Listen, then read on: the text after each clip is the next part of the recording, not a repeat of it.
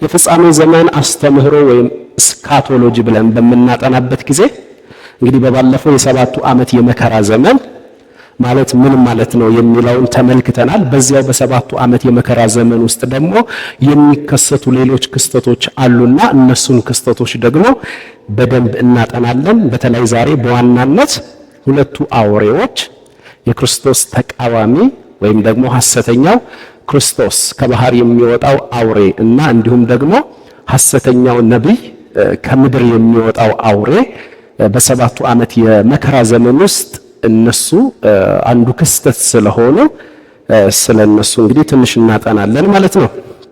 እንግዲህ የሰባቱ ዓመት የመከራ ዘመንን ስናጠና ልንመለከታቸው ከሚገቡ ርዕሶች መካከል አንዱ በዳንኤል ትንቢትና እንዲሁም በዮሐንስ ራእይ መሰረት የተጠቀሱ ሁለቱ አውሬዎች አሉ።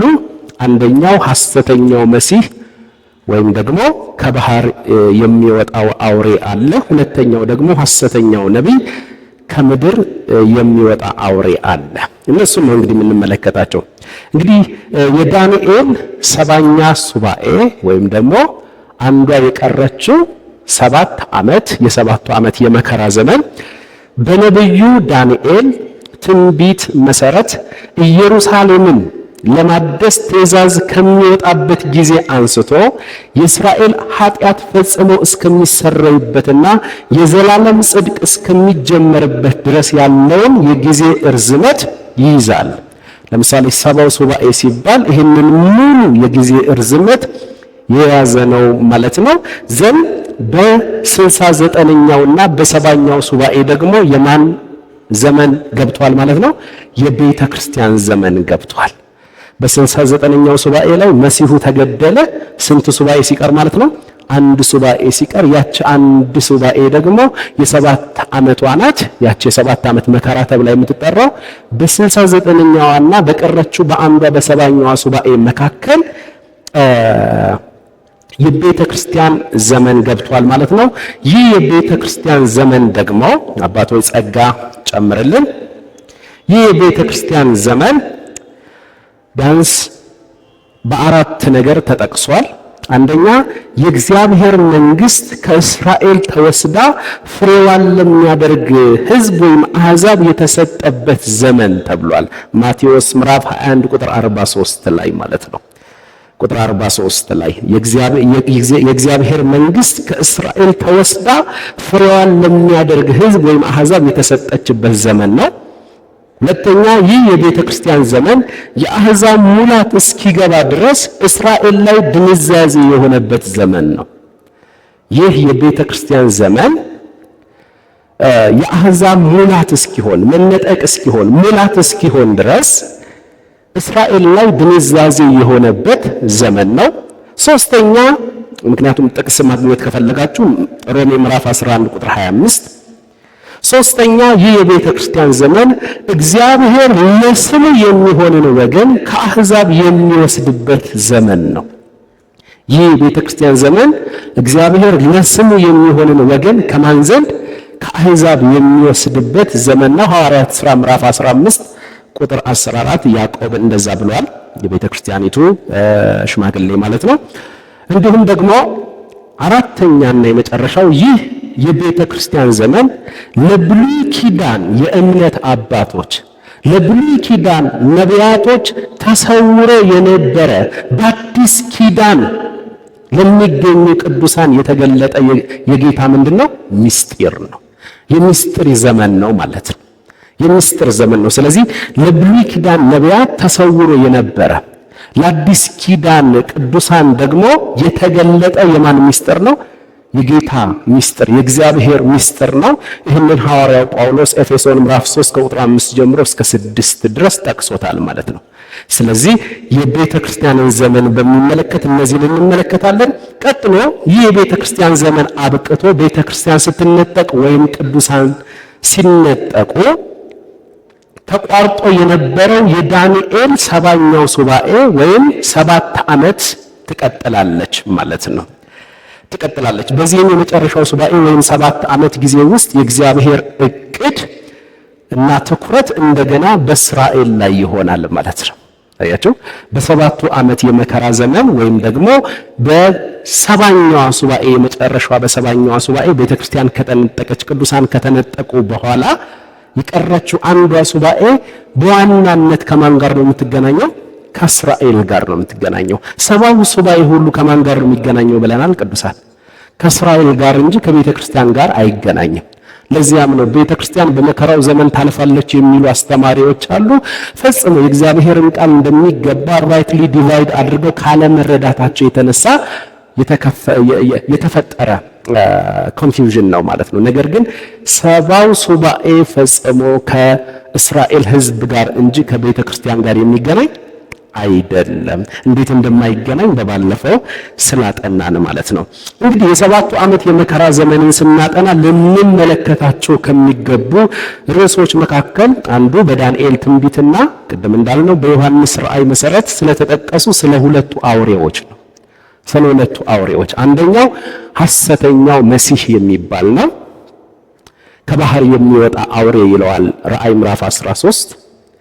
እንዲሁም ቀጥሎ ደግሞ ሁለተኛ ደግሞ ሐሰተኛው ነቢይ እሱ ከምድር የሚወጣ አውሬ ነው ይለዋል ራእይ ምዕራፍ 13። እንግዲህ መጀመሪያ ቢያንስ የክርስቶስ ተቃዋሚ ሐሰተኛው መሲህ ሐሰተኛው ክርስቶስ ማን ነው?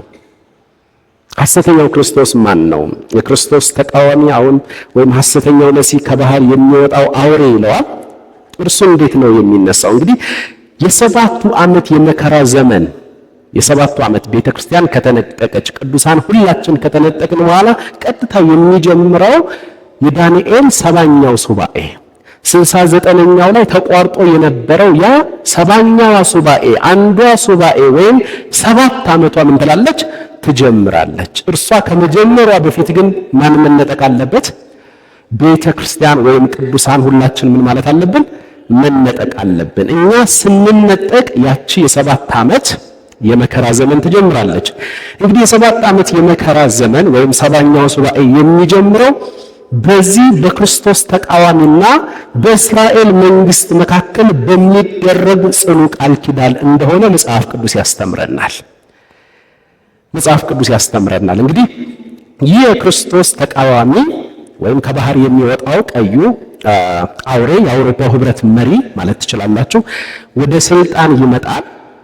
ከእስራኤልም ጋር ለ7 ዓመት ቃል ኪዳንን ያደርጋል። ጥቅስ ያስፈልገናል። ዳንኤል ምዕራፍ 9 ቁጥር 27 ላይ መሄድ ትችላላችሁ። ዳንኤል አባቶች ጸጋ ጨምርልን። ዳንኤል ምዕራፍ 9 ቁጥር 27 መጨረሻ ላይ ስለ ሰባው ሱባኤ ካብራራ በኋላ መጨረሻ ላይ እርሱ ይላል ከብዙ ሰዎች ጋር ጽኑ ቃል ኪዳንን ለስንት ሱባኤ? ለአንድ ሱባኤ ያደርጋል። በሱባኤውም እኩሌታ መስዋዕቱንና ቁርባኑን ያስቀራል። በርኩሰትም ጫፍ ላይ አጥፊው ይመጣል። እስከ ተቆረጠው ፍጻሜ ድረስ መቅሰፍት በአጥፊው ላይ ይፈሳል ይላል። ስለዚህ ቦታ ላይ የሚደረግ አንድ ጽኑ ቃል ኪዳን አለ። አውሬው ወይም ሐሰተኛው ክርስቶስ ሐሰተኛው መሲህ ከባህር የሚወጣው አውሬ ከእስራኤል ጋር ጽኑ ቃል ኪዳንን ያደርጋል። ይሄ ከባህር የሚወጣው አውሬ ሲል የሆነ ልዩ አውሬ እንዳትስሉ። ልዩ አውሬ ፐርሰን ነው፣ ማንነት ነው። የያዘው ሌላ አንቲክራይስት የሆነ ሲስተም አለው። የክርስቶስ ተቃዋሚ ነው። የሚያደርገው ድርጊቱና ሲስተሙ ሁሉ ክርስቶስን ሙሉ በሙሉ የሚቃወም ነው ማለት ነው። ፐርሰን ፈረንጅ ነው፣ ነጭ ነው።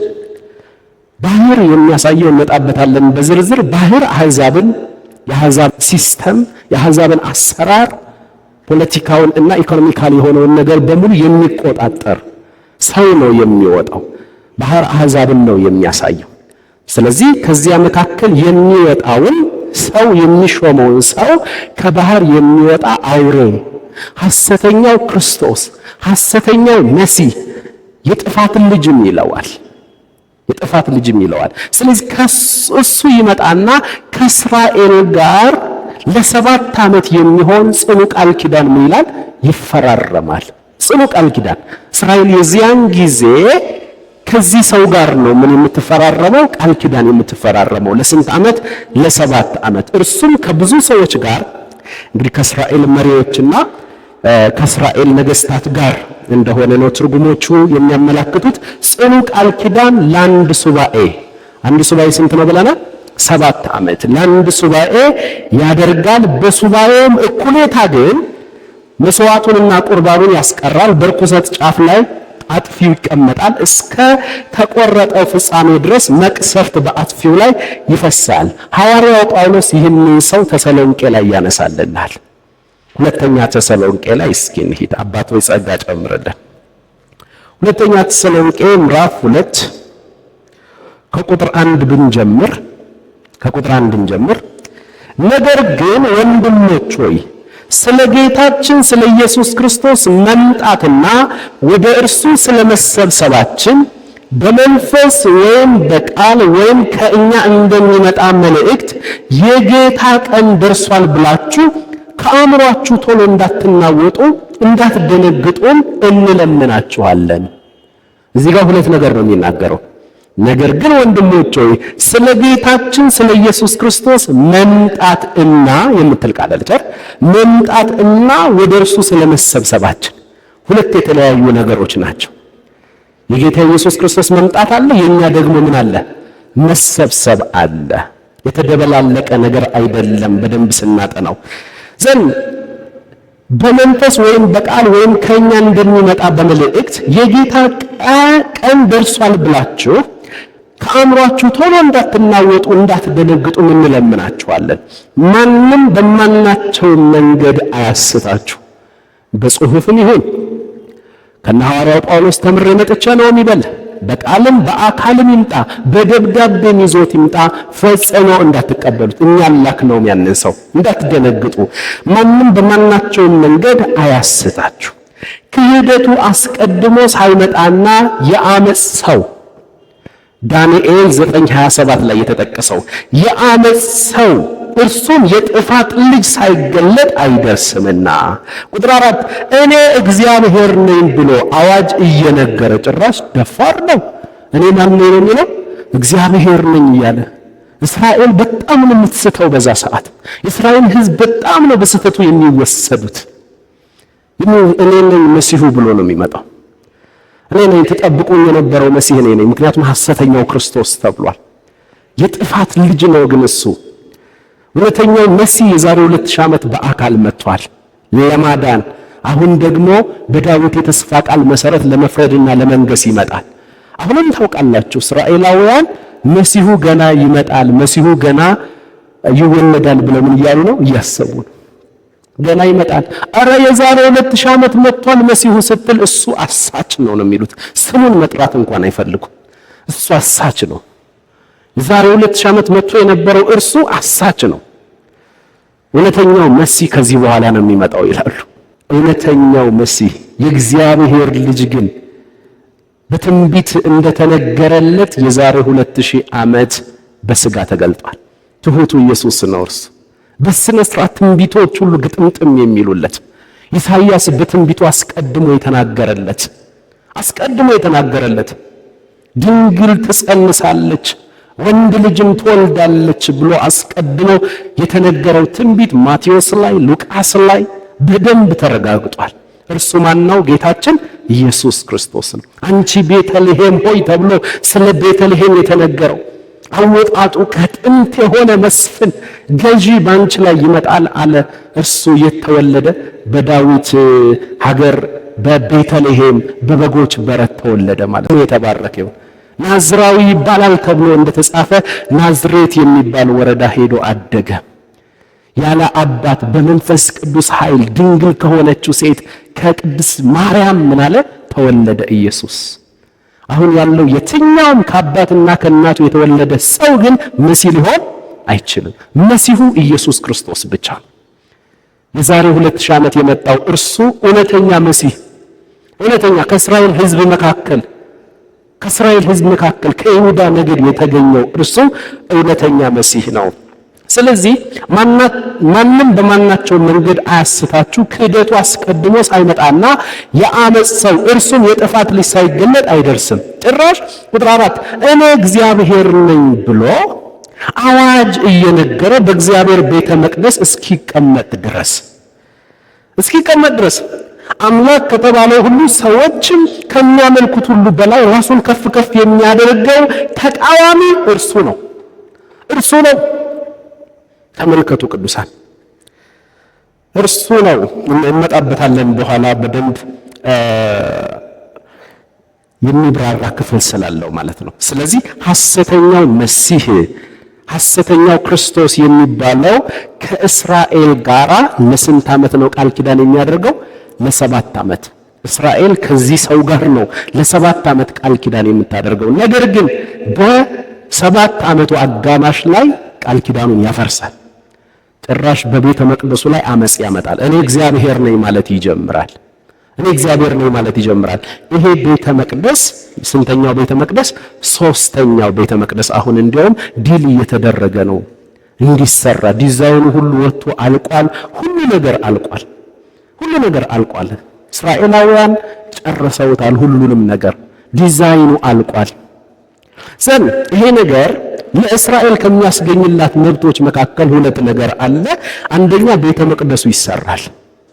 እኛ በምንነጠቅበት ጊዜ 7 ዓመት የመከራ ዘመን ሲጀምር ከሚደረጉ ነገሮች መካከል አንዱ ከዚህ ከጥፋት ልጅ ጋር ከሐሰተኛው መሲህ ጋራ የሚደረግ የ7 ዓመት ቃል ኪዳንን ተከትሎ ቤተ መቅደሱ ይሰራል። ይህ ቤተ መቅደስ ደግሞ ማንበትን በራእይ አይቶታል። ሕዝቅኤል በራእይ አስቀድሞ አይቶታል። የሚገርም እኮ ነው የአምላካችን ቃል። እነዚህ ሰዎች አሁን ላይ ያሉት ጂዎች ዲዛይኑን ከራሱ ከሕዝቅኤል ነው የወሰዱት። ዲዛይን እግዚአብሔር አስቀድሞ ዲዛይኑን ሁሉ ጨርሶታል። የዛሬ 2000 ዓመት በመጣበት ጊዜ ሁለተኛው ቤተ መቅደስ ነው የነበረው። ቤተ መቅደሱ ላይ በሚያፈጡ ጊዜ የእግዚአብሔር ቤተ መቅደስ ለካ የቆመ ግንብ ሳይሆን የሚመላለስ የሚወጣ የሚገባ ፐርሰን ነው። እርሱም ማን ነው? ጌታችን ኢየሱስ ክርስቶስ ነው። ምን አለ? ይህንን ቤተ መቅደስ ብትፈልጉ አፍርሱት፣ በ3ኛው ቀን አነሳዋለሁ አለ። ኢየሱስ ስሙ ይባረክ። በ3ኛው ቀን አነሳዋለሁ።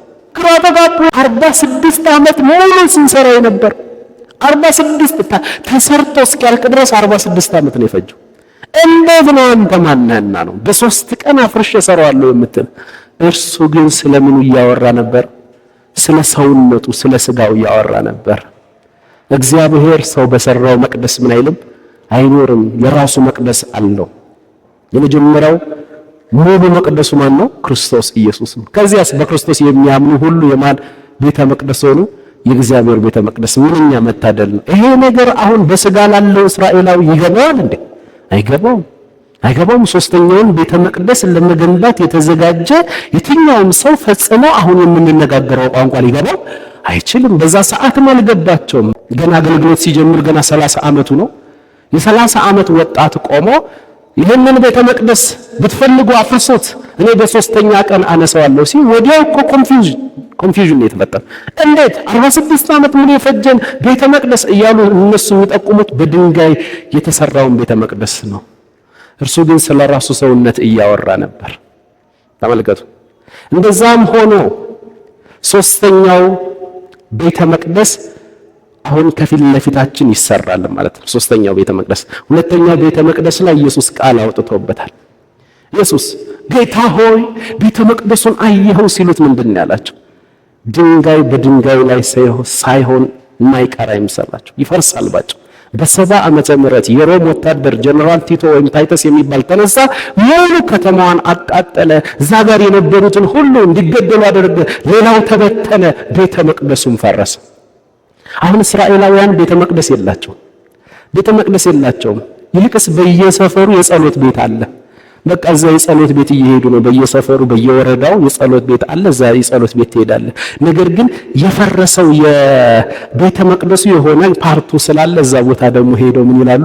ይጸልያሉ። የሆነ የጸሎት ርዕስም ካለ በወረቀት ጽፈት ታስገባለህ ማለት ነው። እዛ ግን ድንጋዩ መካከል ታስገባለህ። ወይ ጌታ ኢየሱስ! አሁን ከፊት ለፊት ደግሞ ስንተኛው ቤተ መቅደስ? በዳንኤል ትንቢት መሰረት በሕዝቅኤል ትንቢት መሰረት በሕዝቅኤል ራእይ መሰረት 3ኛው ቤተ መቅደስ ይሰራል። ዲዛይኑን ጨርሰዋል። አሁን የሚቀጥለው መቅደም ያለበት የማን መነጠቅ ነው? የኛ መነጠቅ። እኛ ከተነጠቅን በኋላ ቤተ መቅደሱ ይሰራል። ቤተ መቅደሱ መሰራት ብቻ አይደለም፣ የብሉይ ኪዳን መስዋዕቶች መስዋዕት የሚሰውበት አይነት ነገር የመስዋዕት አገልግሎቱና የመስዋዕት ስርዓቱ ሁሉ ይጀምራል። ነገር ግን እስከ ስንተኛው ሱባኤ ድረስ ነው? እስከ ሱባኤው አጋማሽ ድረስ ወይም እስከ 3 ዓመት ተኩል ድረስ ነው ያ ነገር የሚቀጥለው። ከዚያ በኋላ ያ የአመጽ ልጅ የተባለው ሐሰተኛው ክርስቶስ ሐሰተኛው መሲህ እንደገና ቁርባኑንም ሆነ እዛ ጋር የሚቀርበውን መስዋዕት ሁሉ ያፈርሳል።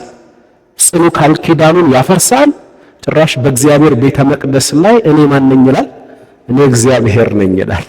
እኔ እግዚአብሔር ነኝ። በእግዚአብሔር ላይ የስድብ ቃል ያወጣል። እኔ እግዚአብሔር ነኝ እያለ ማለት ነው። ምክንያቱም ለአይሁዳውያን እኔ እግዚአብሔር ነኝ ካልክ የስድብ ቃል ነው፣ ብላስፌሚ ነው፣ የስድብ ቃል ነው። ለዛ አይደል ኢየሱስን እኮ ብዙ ጊዜ ምንድን ያሉት? አንተ ሰው ሆነ ሳለ ራስን ከእግዚአብሔር ጋር አስተካክለሃልና እግዚአብሔርን ትሳደባለህ። ይህ እግዚአብሔርን መሳደብ ነው። ለአንድ አይሁዳዊ እኔ እግዚአብሔር ልጅ ነኝ ወይም እኔ እግዚአብሔር ነኝ ካልክ እግዚአብሔርን ቀጥታ ምን ማለት ነው? መሳደብ ነው ማለት ነው። ስለዚህ አንደኛ ቤተ መቅደሱ ይሰራል። ቀጥሎ ደግሞ በዚያ እንደ ቀድሞው ስርዓት መስዋዕትንና ቁርባንን ማቅረብ ይጀምራሉ ማለት ነው። ነገር ግን እስከ 3 ዓመት ተኩል ድረስ ነው የሚሄደው። ቀጥሎ በሰባተኛው ዓመት አጋማሽ ላይ የክርስቶስ ተቃዋሚው ወይም ሐሰተኛው ክርስቶስ ከእስራኤል ጋር የገባውን ቃል ኪዳን ያፈርስና ጭራሽ በእስራኤል ላይ ዞሮ ጦርነትን ያውጃል ማለት ነው። ጦርነትን ነው። ይሄ ክርስቶስ ተቃዋሚው ሐዋርያው ጳውሎስ በተሰሎንቄ እንዳለው የጥፋት ልጅ ያለው የጥፋት ርኩሰትን ይፈጽማል። የራሱን ምስል አበጅቶ በራእይ 13 ላይ እንደተጻፈው የራሱን ምስል አበጅቶ በኢየሩሳሌም ቤተ መቅደስ ውስጥ አስቀምጦ እንዲሰገድ ያደርጋል ማለት ነው። ከባድ ነገር። ይሄ ሁሉ የሚሆነው ማንን ካለመቀበላቸው የተነሳ ነው? እውነተኛውን መሲህ ኢየሱስ ክርስቶስ ኢየሱስን ከማርያም የተወለደው ያለ አባት በመንፈስ ቅዱስ ኃይል ተጸንሶ የተወለደው የዛሬ 2000 ዓመት በመካከላቸው ይገባ የነበረው እርሱ የእስራኤል አምላክ ነው። እርሱ የአባቶቻቸው አምላክ ነው። እርሱ የአብርሃም የይስሐቅ የያዕቆብ አምላክ ነው። እርሱ ለሙሴ የተገለጠው ነው። ሙሴን አፍ ላፍ የተናገረው ለሙሴ የተገለጠው እኔ ነኝ I am Yahweh ብሎ ለሙሴ የተገለጠው እንዲሁም ነቢያቶችን ሲናገር የነበረው ነቢያቶችን ሲያስነሳ የነበረው በመጨረሻም በስጋ የተገለጠው ከመካከላቸው ከነርሱ መካከል ከይሁዳ ነገድ በመካከላቸው በስጋ የተገለጠው እውነተኛው መሲህ ማን ነው? ኢየሱስ ክርስቶስ ነው። ነገር ግን እሱ ወደ ገዛ ወገኖቹ ቢመጣም የገዛ ወገኖቹ ሊቀበሉት አልቻሉም። ያን ጊዜ አለቀሰ፣ ለእስራኤል አለቀሰ። አሁንም እኮ ይህንን ሁሉ ታይም አይቶ ነው የሚያለቅሰው እኮ ኢየሱስ አለቀሰላት። አንቺ እስራኤል፣ አንቺ ኢየሩሳሌም ሆይ ዶሮ ጫጩቶቿን እንደምትሰበስብ ልሰበስብሽ መጥቼ ነበር፣ ነገር ግን የጎብኝትሽን ወራት ምን አላልሽም፣ አላወቅሽም። ኢየሱስ አለቀሰልህ ማለት ወይም ኢየሱስ አለቀሰ ማለት ከፊት ለፊት የሚመጣው ጥፋት ከባድ። ያን የተበተኑ ነው 1948 እንደገና የተሰበሰቡት። አሁንም ድረስ እንደዚህ አይነት ነገር እስራኤል ላይ ምንድነው ጦርነቱ? በግራና በቀኝ እንደዚህ የሚመጣው እርሷም አታርፍም እነርሱም ደግሞ እንደዚሁ አያርፉም። ምንድነው በሚባልበት ጊዜ የሰላም አለቃ የዛሬ 2000 ዓመት መጥቶ ለምኗቸው ነበር። የዚህ ሰው ደም በእኛና በልጅ ልጆቻችን ላይ ይሁን ብለው ገፉት። የሰላም አለቃን ገፍቶ በሰላም መኖር አይቻልም። እንዲሁም በትንቢት መጽሐፍ እንደተጻፈ እስራኤል ሆይ በዙሪያሽ ላሉት የመንገዳገጃ ጽዋ አደርግሻለሁ ብሏል። እና በቃ በእስራኤል ዙሪያ ያሉት የትኛውም የአረብ ምድር በሙሉ እስራኤል የሚባለው ስም እንዲነሳ አይፈልጉ። እስራኤል የሚባለው ከካርታ ላይ መደምሰስ፣ ከዓለም ገጽታ ሁሉ ምን ማለት አለበት? መጥፋት አለበት ብለው ነው የሚያስቡት። ለምንድን ነው እስራኤል ስትነሳ እንዲህ የሚያደርጋቸው? እንደ ሰካራም የሚያደርጋቸው? ቅዱስ ቃሉ ተናግሯል። በዙሪያሽ ላሉት የመንገዳገጃ ጽዋ አደርግሻለሁ። ምን ማለት ነው? አንቺን ሲያስቡ እንደ ሰከረ ሰው ነው የሚሆኑት። የሚያደርጉትን አያውቁ። አንቺን ባሰቡ ቁጥር እንደሆነ ነገር ያደርጋቸዋል። መተው ይተኩሳሉ፣ በዚህ በኩል ይተኩሳሉ። አሁን በጦርነቶች እውነት ለመናገር በእኛ ዘመን እንኳን ጦርነቶችን በጣም ተከታትለናል። ከጦርነቶች ጀርባ የመንፈስ ዓለም ጦርነት እንዳለ እናውቃለን። እኛ ክርስቲያኖች ብቻ ነው የምናውቀው። ይሄን የሃይማኖት ሽኩቻ አይደለም፣ የቦታ ሽኩቻ ብቻ አይደለም። ከጀርባ ሌላ ቢሃይንድ ሌላ ነገር አለ። እኛ ይገባናል።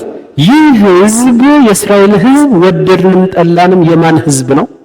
የእግዚአብሔር ህዝብ ነው። በህዝብነት ደረጃ ኖት በልጅነት ደረጃ። በዚህ ዘመን በልጅነት ደረጃ ማን ነው? ቤተ ክርስቲያን ቅዱሳን። በህዝብነት ደረጃ ግን አስቀድሞ በብሉይ ኪዳን የመረጠው ህዝብ ስለሆነ ለአባቶቻቸው የገባው የተስፋ ቃል ስላለ በስሙና በቅድስናው ምሏል እና እርሱ ደግሞ የተስፋውን ቃል የሰጠውን የተናገረውን ነገር ያጥፍ ዘንድ ሥጋ ለባሽ ወይም ሰው አይደለም። ከዚህ የተነሳ ለዳዊት በቅድስናው ምሎለታል። እግዚአብሔር ለዳዊት በቅድስናው ባንተ ዙፋን ላይ የሚቀመጥና በእስራኤል ላይ የሚገዛ ገዢ ንጉሥ ይወጣል ብሏል። ስለዚህ አሁን ኢየሱስ ክርስቶስ የዛሬ 2000 ዓመት የመጣው አዳኝ ሆኖ ነው። በአብርሃም የተስፋ ቃል መሰረት ከአብርሃም ጋር ስናስብ አብርሃም ልጁን ይስሐቅን መስዋዕት አደረገው። ስለዚህ የዛሬ 2000 ዓመት ጌታ ኢየሱስ ክርስቶስ የመጣው በአብርሃም የተስፋ ቃል ነው ማለት ሊሰዋና ስለ ብዙዎቹ ቤዛ ሊሆን ነው ማለት ነው። እንደ ይስሐቅ ተመልሶ የሚመጣው ግን እንደ ይስሐቅ ሊሰዋ ሳይሆን በንጉሥ ዳዊት የተስፋ ቃል መሰረት ሊፈርድ ንጉሥ ሆኖ ነው የሚመጣው። የዛሬ 2000 ዓመት ትሑት ሆኖ በአህያ ላይ ነው የተቀመጠው። አሁን ግን በነጭ ፈረስ ላይ ንጉሥ ሆኖ በኃይል ነው የሚገለጠው። እርሱ በዳዊት የተስፋ ቃል መሰረት ነው ተመልሶ የሚመጣው ማለት ነው። ይህንን አመጣጥ በደንብ አድርገው ካለማጥናታቸው የተነሳ ተወዛግበዋል። ኦኬ፣ እንደዛ ከሆነ በሰባቱ ዓመት የመከራ ዘመን አጋማሽ ላይ የክርስቶስ ተቃዋሚ የተባለው ወይም ደግሞ ሐሰተኛው መሲህ ሐሰተኛው ክርስቶስ የተባለው የጥፋት እርኩሰትን ይፈጽማል። የራሱን ምስል አበጅቶ በኢየሩሳሌም ቤተ መቅደስ ወይም ሶስተኛው ቤተ መቅደስ ላይ እንዲሰገድ ያደርጋል። ለምስሉ ማለት ነው። ጭራሽ እኔ እግዚአብሔር ነኝ እያለ ምን ይላል? ያወራል። የሚገርም ነው። ዳንኤል ምዕራፍ 9 ቁጥር 27፣ ሁለተኛ ተሰሎንቄ ምዕራፍ 2 ቁጥር 4 ላይ ቅድም እንዳነበብነው ጭራሽ እኔ ማን ነኝ ነው የሚለው? እግዚአብሔር ነኝ ይላል። ራእይ ምዕራፍ 13 ቁጥር 5 እናገኘዋለን። ስለዚህ የክርስቶስ ተቃዋሚ ወይም ይሄ የጥፋት ልጅ በጳውሎስ ቋንቋ ማለት ነው፣ ሐሰተኛው ክርስቶስ ሐሰተኛው መሲህ እርሱ የክርስቶስ ተቃዋሚ መጽሐፍ ቅዱስ ራእይን በምናጠናበት ጊዜ ምዕራፍ 13 ላይ በደንብ በዝርዝር ይገኛል ማለት ነው። በደንብ በዝርዝር ይገኛል። የተለያዩ ኮሜንታሪዎችንም እያገላበጥኩ ነበረ። ጥሩ የሆነ ማብራሪያ የሰጡ የእግዚአብሔርን ቃል የሚያስተምሩ ሰዎች አሉ። ለምሳሌ ጆን ማካርተርን ታውቃላችሁ አይደል? አሁን የዛሬ 2 ሳምንት 3 ሳምንት ወደ ጌታ የሄዱ በጣም ኤጅድ ሆነው ዘመናቸውን በሙሉ ከ40 ምናምን ዓመት በላይ ጌታን አገልግለው ያለማቋረጥ አመፅን ተቃውመው ክርስቶስን ብቻ ሰብከው ነው ያለፉት። ራእይ ምዕራፍ 13 የተገለጹት ሁለቱ አውሬዎችን በሚመለከት ይህንን ነገር ቆንጆ በሆነ አቀራረብና ገለጻ አቅርበውታል። ከዚህ የተነሳ ሌሎችም እንግዲህ የተለያዩ ኮሜንታሪዎችን ማይቻለው። አንደኛ የመጀመሪያው አውሬ ወይም ጸረ ክርስቶስ አንቲ ክራይስት የተባለው አንድ ግለሰብ ጸረ ክርስቶስ ወይም ደግሞ ከሲስተም የሚወጣ ሰው አድርጎ ነው የሚያሳየው። የዚህ አውሬ መነሻው ከባህር የሚወጣ አውሬ ነው። ከባህር ምናልባት ጥቅሱን አንብበን ወደ ማብራሪያው እንምጣና ራእይ ምዕራፍ 13 አንድ ሄዱልኝ አባቶች ጸጋ ጨምርልን። ራእይ ምዕራፍ 13 እንግዲህ ራእይ ምዕራፍ 12 ላይ ስለ ዘንዶ ያወራል። ዘንዶ ሰይጣን እንደሆነ በደንብ ራእይ ምዕራፍ 12 ላይ ተቀምጧል። ተከትሎ ግን ምዕራፍ 13 ላይ ከቁጥር 1 ጀምሮ አንድም አውሬ ከባህር ሲወጣ አየሁ። ባህር አሕዛብን፣ ሕዝብን፣ ነገድን፣ ቋንቋን፣ ሲስተምን የሚያሳይ ነው። አንድም አውሬ ከባህር ሲወጣ አየሁ። 10 ቀንዶችና 7 ራሶች ነበሩት። በቀንዶቹም ላይ 10 ዘውዶች፣ በራሶቹም ላይ የስድብ ስም ነበረው። ያየሁትም አውሬ ነብር ይመስል ነበረ። እግሮቹም እንደ ድብ እግሮች፣ አፉም እንደ አንበሳ አፍ ነበሩ። ዘንዶውም ምዕራፍ 12 ላይ የተገለጠው ዘንዶ ሰይጣን ማለት ነው። ኃይሉንና ዙፋኑን ትልቅም ስልጣን ለማን ይሰጠዋል? ለአውሬው።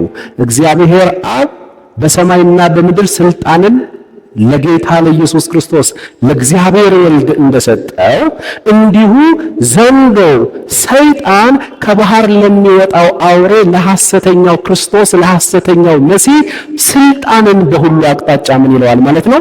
ይሰጠዋል። ተመልከቱ፣ አክት የሚያደርገው አክት 666 ማለት ሐሰተኛ ሥላሴ ኦኬ፣ የሰይጣን ሥላሴ ማለት ነው። እግዚአብሔር አብ፣ እግዚአብሔር ወልድ፣ እግዚአብሔር መንፈስ ቅዱስ አለ። እግዚአብሔር አብ ለልጁ ምን ሰጥቶታል? ስልጣንን ሰጥቶታል። በሰማይና በምድር ስልጣን ለኔ ተሰጠኝ እንዳለ ጌታ ኢየሱስ ስልጣንን ሰጥቶታል። ኢየሱስ ክርስቶስ በሚያስተምርበት ጊዜ በሚያደርግበት ጊዜ የእርሱን አስተምህሮ በተአምራትና በድንቅ የሚያጅበው ደግሞ ማን ነው? መንፈስ ቅዱስ ነው። ተመልከቱ፣ አብ፣ ወልድ፣ መንፈስ ቅዱስ እውነተኛ አምላክ። ስንት አምላክ አለን? አንድ አምላክ አለን፣ ሶስት አካላት ያሉት። እግዚአብሔር አብ ስልጣንን ሁሉ ለልጁ ለእግዚአብሔር ወልድ ሰጥቶታል፣ ለኢየሱስ ክርስቶስ። ኢየሱስ ክርስቶስ የሚያደርጋቸውን በሚያስተምርበት ጊዜ የሚያደርጋቸውን ነገሮች ሁሉ በታምራትና በድንቅ ደግሞ የሚያጅበው ማን ነው? መንፈስ ቅዱስ። ኦኬ፣ እውነት እየተሰበከ በዚህ ዘመን ክርስቶስን የሚያከብር ማን ነው? እርሱ በመጣ ጊዜ እኔን ያከብረኛል ያለው መንፈስ ቅዱስ። የዛች አይነት ሲስተም የሥላሴን ኮርጆ ማለት ነው። ሐሰተኛው ወይም የሰይጣን ሥላሴ ደግሞ በዚህ በኩል አለ። ዘንዶው ራሱን እንደ እግዚአብሔር አብ ነው አክት የሚያደርገው ሰይጣን ማለት ነው። ከዛስ ከባህር ለሚወጣው አውሬ ለሐሰተኛው ክርስቶስ ወይም ለሐሰተኛው መሲህ ምን ይሰጠዋል? ስልጣንን ይሰጠዋል። ተመልከቱ፣ ኩረጃ ማለት ነው። እሺ ቁጥር 3 ከራሶችም ለሞት እንደታረደ ሆኖ አንዱን አየው። እንደታረደ በግ ሆኖ የምናየው ማንን ነው? ሁሌ ኢየሱስ ክርስቶስን ነው። ልብ በሉ እዚህ ጋር ከራሶቹም ለሞት እንደታረደ ሆኖ አንዱን አየው። ለሞቱ የሆነው ቁስል ተፈወሰ። ሐሰተኛ ትንሣኤ ማለት ነው። ሐሰተኛ ትንሣኤ ኢየሱስ ክርስቶስ ቢሞትም ሞቱ አልቀረም። ከሙታን መካከል በመንፈስ ቅዱስ ኃይል ምን ብሏል? ተነስቷል። ተመልከቱ እዚህ ጋር ያለ ስህተት። ምድርን ሁሉ አውሬውን እየተከተለ ተደነቀ፣ ከሞት ተነሳ እያለ ተመልከት፣ ከሞት ተነሳ እያለ። ቁጥር 4 ለዘንዶም ሰገዱለት። ኢየሱስ ለማን እንድንሰግድ ነው ያደረገን? ለአብ እንድንሰግድ። አውሬው ደግሞ ለማን እንዲሰገድ ነው የሚፈልገው? ለዘንዶ። ለዘንዶም ሰገዱለት፣ ለአውሬው ስልጣንን ሰጥቶታልና። አባባ ለአውሬው ስልጣንን ሰጥቶታልና። ለአውሬውም አውሬውን ማን ይመስለዋል? እርሱንም ሊዋጋ ማን ይችላል? እያሉ ሰገዱለት። ለዘንዶም ሰገዱ፣ ለአውሬውም ለሐሰተኛው ክርስቶስም ሰገዱ። እውነተኛ ስግደት ግን ለአብ ለወልድ ለመንፈስ ቅዱስ ነበር። ቁጥር 5 ታላቅንም ነገርና ስድብን የሚናገርበት አፍ ተሰጠው። ይሄው የእግዚአብሔር ቤተ መቅደስ ላይ እኔ እግዚአብሔር ነኝ እያለ ራሱን በሚያውጅበት በዚያ ቦታ ላይ የስድብን ቃል እንደሚናገር ተብሎ እንደተጻፈ ታላቅንም ነገርና ስድብን የሚናገርበት አፍ ተሰጠው። በ42 ወርም እንዲሰራ ስልጣን ተሰጠው። 42 ወር ማለት 3 ዓመት ተኩል 3 ዓመት ተኩል ዳንኤል ላይ እንደተጻፈው ተሰሎንቄ ላይ እንደተጻፈው እግዚአብሔርንም ለመሳደብ ስሙንና ማደሪያውንም በሰማይ የሚያድሩትን ሊሳደብ አፉን ከፈተ ይላል። ማንን ለመሳደብ? እግዚአብሔርን ለመሳደብ። እግዚአብሔርን መሳደብ ማለት የሰውኛ ሰፈረኛ ስድብ ነው አይደለም። በጳውሎስ ቋንቋና በዳንኤል ትንቢት መሰረት እግዚአብሔርን መሳደብ ማለት በእስራኤል በሚገነባው በሶስተኛው ቤተ መቅደስ ውስጥ ጽኑ ቃል ኪዳንን ከእስራኤል ጋር ካደረገ በኋላ መስዋዕትንና መባን እያቀረቡ ባሉበት ቦታ ላይ ድንገት 3ኛው ዓመት ተኩል ላይ ቃል ኪዳኑን ያፈርስና እኔ እግዚአብሔር ነኝ ማለት ይጀምራል። እኔ እግዚአብሔር ነኝ ማለት ማንን መሳደብ ነው? እግዚአብሔርን መሳደብ ነው። ቀጥሎ ቁጥር 7 ቅዱሳንንም ይዋጋ ዘንድ።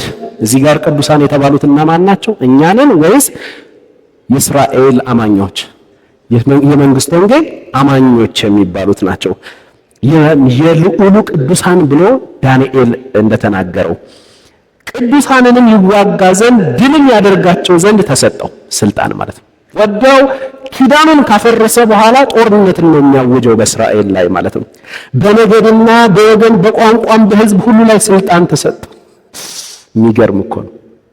ኢየሱስ ከነገድ ከቋንቋ ከወገን ከሕዝብ ሁሉ በደሙ ዋጅቶ ለሰማይ አምላክ ነገሥታት እና ካህናት አድርጎናል። በእኛም ላይ ስልጣን እንደተሰጠው ይሄኛው ደግሞ ኩረጃ ነው። በቃ እሺ ቁጥር 8 ከዓለም ፍጥረት ጀምሮ በታረደው በግ ሕይወት መጽሐፍ ስሞቻቸው ያልተጻፉ በምድር የሚኖሩት ሁሉ ምን ይሉለታል? ይሰግዱለታል። የእግዚአብሔር የሆኑት ብቻ ነው ምን የማይሉት? የማይሰግዱት። ጆሮ ያለው ቢኖር ይስማ።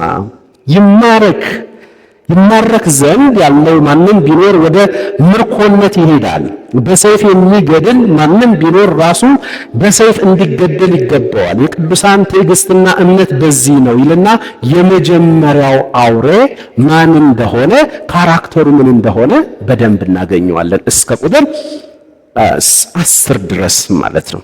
10 ድረስ። ከዛ እዚህ ጋር ካለው ማብራሪያ አንጻር የዚህ አውሬ መነሻው ባህር ነው። ከባህር የሚወጣ አውሬ ነው የተባለው። ባህር ደግሞ ማንን ነው የሚወክለው ብለናል? አህዛብን፣ ህዝብን፣ ነገስታትን፣ የተለያዩ ሀገራትን ባህላዊ አስተዳደርን የዚህን ዓለም ህዝብ የሚያመላክት ነው ማለት ነው። ከባህር የሚወጣ አውሬ ነው። ከባህር የሚወጣ አውሬ ነው።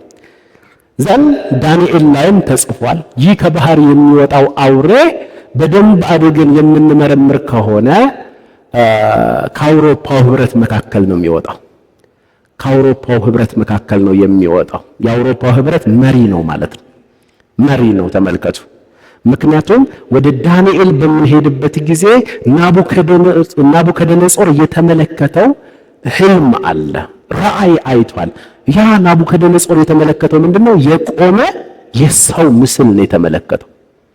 የሰው ምስል ናቡከደነጾር በህልሙ በራእይ ነው የተመለከተው። የቆመ የሰው ምስል ተመልክቷል። የዛ ሰው ምስሉ ደግሞ የተከፋፈለ ነገር አለው። አንደኛ ራሱ በወርቅ የሚመሰል ነው። ከዚህ ከአንገቱ በላይ ራሱ ወርቅ ነው። ከዛ ብር ነው ደረቱ። ከዛ ሆዱ እዚህ ጋር ሆዱ ጋር ነሐስ ነው። ከዛ ሁለቱ እግሮቹ ጭኖቹ ማለት ናቸው ብረት ናቸው። ሁለቱ ጭኖቹ ታች ላይ ፉቱ ላይ ይሄድና ታች ላይ ደግሞ ፉቱ ላይ ደግሞ ብረትና ሸክላ ለመስማማት እንትን ሲሉ ደግሞ ይገኛል። ከዛ ይህንን ህልም ከተመለከተ በኋላ እንቅልፍ አጣ። በቃ ነፍሱ ተጨነቀች። ያን ጊዜ ማን ነው ታዲያ ህልም እነግረዋለሁ የሚፈታልኝ አላለም። ምን አይነት ምክንያቱም ናቡከደነጾር በቃ ጨካኝ ነው። አንገትህን በጥሶ ነው የሚጥለው። ስለዚህ ህልም እነግርሃለሁ ትፈታልኛለህ አይልህም።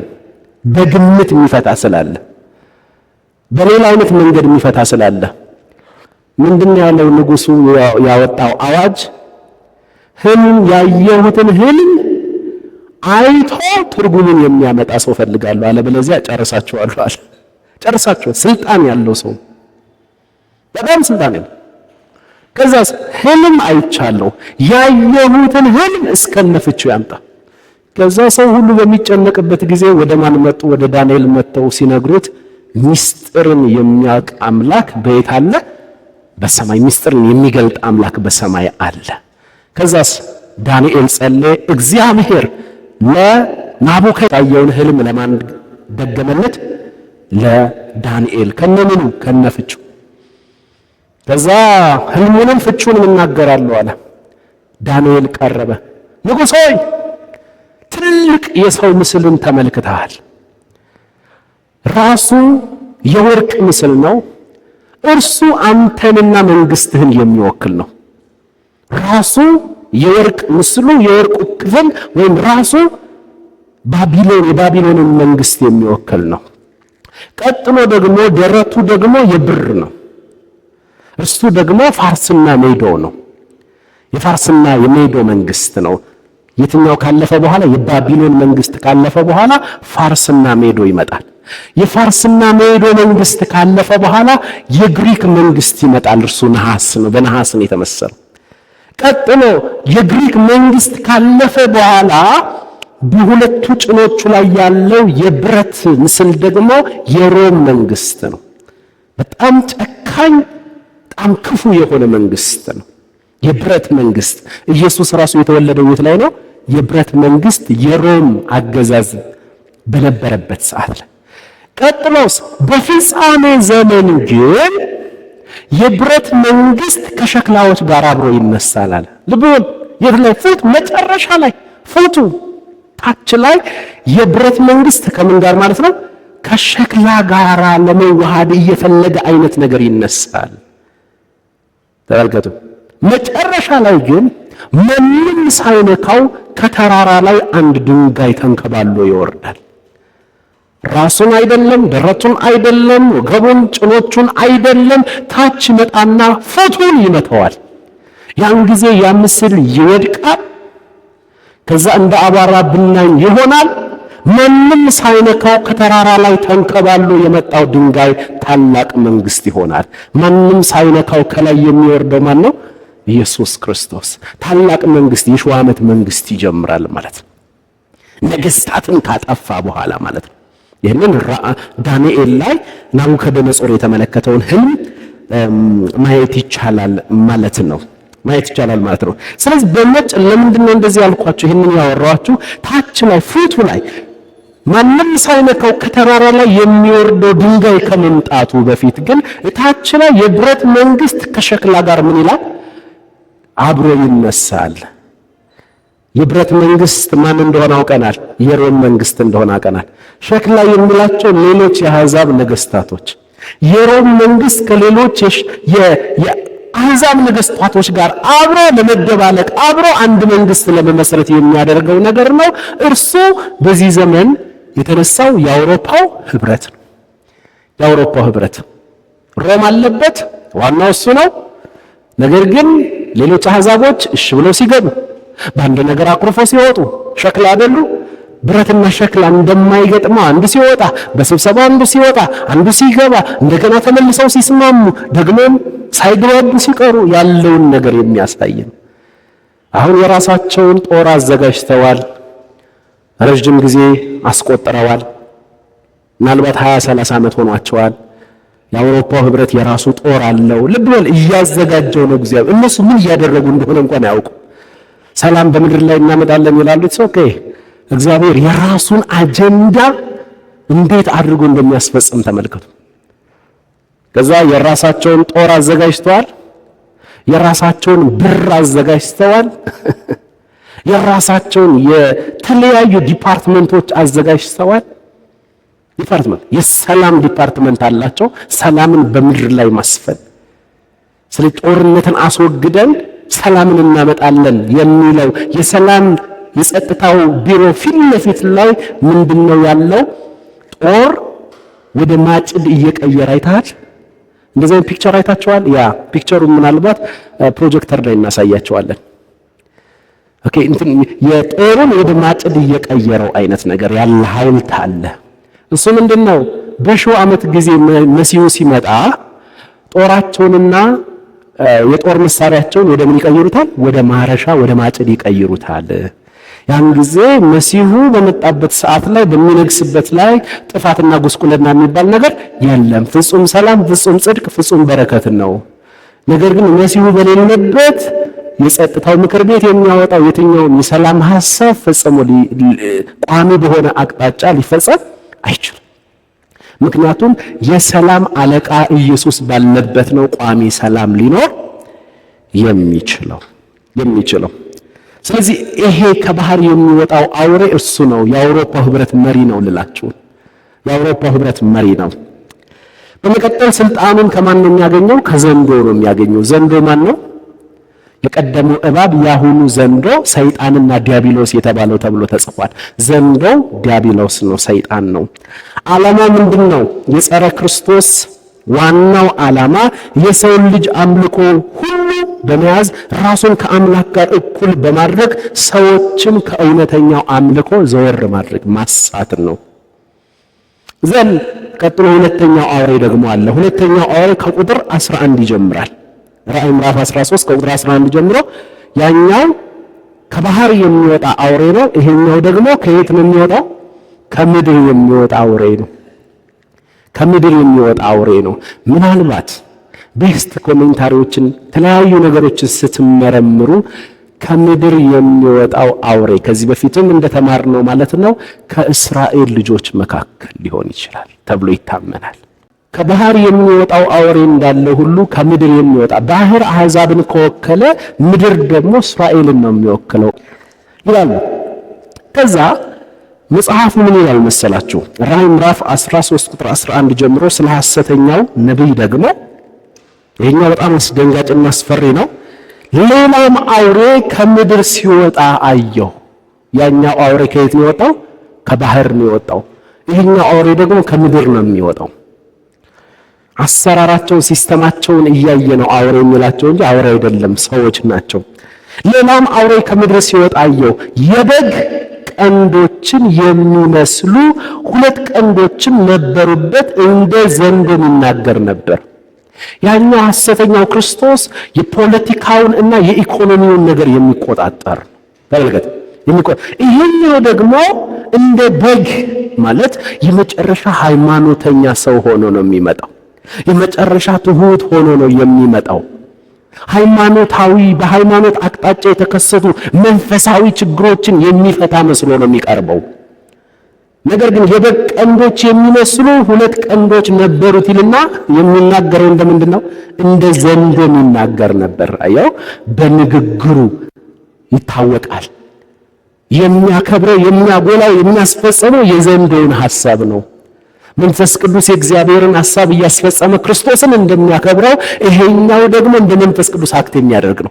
ሐሰተኛው ክርስቶስ እንደ ክርስቶስ እንደ ጌታችን እንደ ኢየሱስ ነው አክት የሚያደርገው።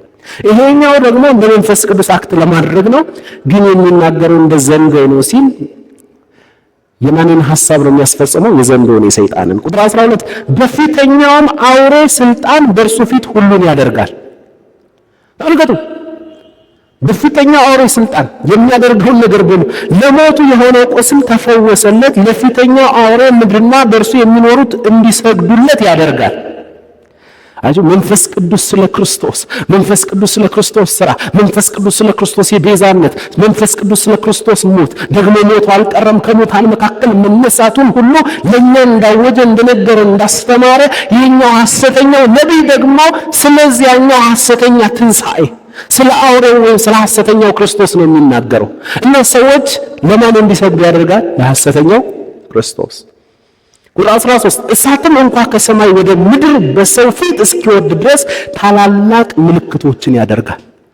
አቹ መንፈስ ቅዱስ ታላላቅ ክርስቶስ በከበረበትና መንፈስ ቅዱስ በሚሰበክበት ቦታ ሁሉ ታላላቅ ድንቅና ታምራቶችን እንደሚያደርግ ይሄኛው ሐሰተኛው ነቢይ ደግሞ ታላላቅ ድንቅና ታምራቶችን ያደርጋል። እሳት ሁሉ ከሰማይ ምን ይላል? ያወርዳል። ቁጥር 14 በአውሬውም ፊት ያደርግ ዘንድ ከተሰጡት ምልክቶች የተነሳ በምድር የሚኖሩትን ምን ይላል? ያስታል። መንፈስ ቅዱስ ግን የእውነት መንፈስ ስለሆነ ወደ ምን ይመራቸዋል? ወደ እውነት ይመራቸዋል። ይሄኛው ግን የሚናገረው፣ የሚያደርገው፣ የሚሰራው ሁሉ በምን አይነት መንፈስ ነው? በስህተት ስለሆነ ብዙዎችን ያስታል። የሰይፍም ቁስል ለነበረውና በሕይወት ለኖረው ለአውሬው ምስል እንዲያደርጉ በምድር የሚኖሩትን ምን ይላል? ይናገራል። የአውሬውን ምስል ሊናገር እንኳ ለአውሬው ምስል የማይሰግዱለትን ሁሉ ሊያስገድላቸው ለአውሬው ምስል ትንፋሽ እንዲሰጠው ተሰጠው። ጭራሽ ለአውሬው ምስል የአውሬው ምስል እስኪንቀሳቀስ የአውሬው ምስል አንዳች ነገር እስኪሆን ድረስ ያ እንዴት የሚሆን አናውቅም፣ ግን ያስታቸዋል። እንደዚህ አይነት ነገር አልፎ አልፎ አለ አይደል? የሚየ ስዕል አለቀሰ፣ የሚየ ስዕል እንባውን አፈሰሰ የሚሉ አሉ። ስዕሉ ተናገረ፣ ስዕሉ ተንቀሳቀሰ፣ ስዕሏ እንደዚህ ሆነ የሚሉ ብዙ ትርክቶች አሉ። ምናልባት እንደሱ አይነት ነገር ሊሆን ይችላል።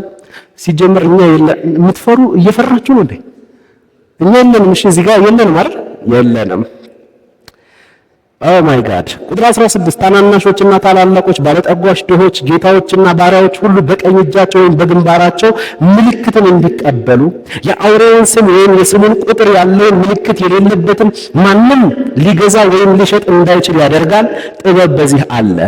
አእምሮ ያለው የአውሬውን ቁጥር ይቁጠር፣ ቁጥሩም የሰው ቁጥር ነውና ቁጥሩም 666 ነው ይላል። እዚህ ጋር ምን ይለናል?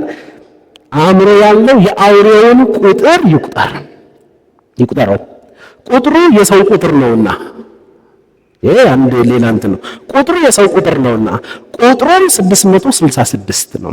መቼም ከዚህ በፊት እንደሚደረጉት አይነት ነገሮች እኛ እናደርግም። እንደዚህ አይነት ትርጉሞችን አይደለም የምናደርገው። ቢስት የሚባለው ትርጉም ሰው ራሱ በስንተኛ ቀን የተፈጠረው? በስድስት። ስድስት የምን ቁጥር ነው? ጎዶሎ የድካም ቁጥር ነው። መላእክቶች ራሱ ስንት ክንፍ ነበራቸው? 6 ክንፍ ነበራቸው። 6 ሁልጊዜም ከ7 የጎደለ 7 ፐርፌክሽን ነው። 7 ዲቫይን ነምበር ነው። 7 የመለኮት ቁጥር ነው። ከመለኮት ቁጥር የጎደለ ነው። ጉድለት ነው። ጉዳት ነው። እጥረትንና የሰው ቁጥርን የሚያሳይ ነው። ከዚህ የተነሳ አምላካችን እግዚአብሔር አብ፣ እግዚአብሔር ወልድ፣ እግዚአብሔር መንፈስ ቅዱስ 3 አካላት ያሉት እውነተኛ አምላክ ስንት ነው? አንድ ነው። እርሱ አምላካችን እግዚአብሔር ወይም ሥላሴ 3 አካላት ያለው አንድ አምላክ እግዚአብሔር አብ ለልጁ ለኢየሱስ ክርስቶስ በሰማይና በምድር ስልጣን ይሰጠዋል። ጌታችን ኢየሱስ ክርስቶስ ያደረጋቸውን ያስተማራቸውን ትምህርቶች ሁሉ በድንቅና በታምራት የሚያጅብለት ማን ነው? መንፈስ ቅዱስ ነው። መንፈስ ቅዱስ ሰዎች ሁሉ ወደ እውነተኛው ጌታ ወደ ኢየሱስ ክርስቶስ እንዲመጡ የእውነት መንፈስ ስለሆነ ስለ እርሱ እያወራ ማንን ያከብራል? ማንን ያደምቃል? ኢየሱስ ክርስቶስን ያደምቃል። ወደ ኢየሱስ ክርስቶስ በምንመጣበት ጊዜ ኢየሱስ ክርስቶስ ስለ አባቱ እየነገረን ለአባባ ወይም ለአብ እንድንሰግድ ያደርገናል። በሥላሴ አካላት ውስጥ ራሱን የሚያጎላና የሚያደምቅ የለም። አንዱ አንዱን ያከብራል። አንዱ አካል ለአንዱ እንድትሰግድ ያደርጋል። እዚህ ጋር የምንማረው እኛ ሁላችን ወደዚህ ህብረት ውስጥ ገብተናል። ዮሐንስ በመልእክቱ እንደነገረን ህብረታችን ከአባት ከልጁም ከኢየሱስ ክርስቶስ ጋር ነው። ስለዚህ ወደዚህ ህብረት ውስጥ ስትገባ አብ ልጁን ያከብራል፣ መንፈስ ቅዱስ ኢየሱስን ያከብራል፣ ኢየሱስ አባቱን ያከብራል እንጂ ራሱን የሚያከብር አካል የለምና አንተም በዚህ ህብረት ውስጥ ከገባ ራስህን ማድመቅ የሚባል ነገር የለም። ራስህን ማጉላት፣ ስለ ራስህ 40 ደቂቃ ማውራት፣ ራስህን በሰው ልብ ውስጥ መሳል አያስፈልግም ማለት ነው። የገባንበትን ህብረት ማወቅ አለብን። አሁን ትምህርታችን እሱን አይደለም። ነገር ግን በሥላሴ ውስጥ ያየነው ነገር አለ። ሐሰተኛው ሥላሴ የሰይጣን ሥላሴ ደግሞ ከእውነተኛው አምላክ ይኮርጃል።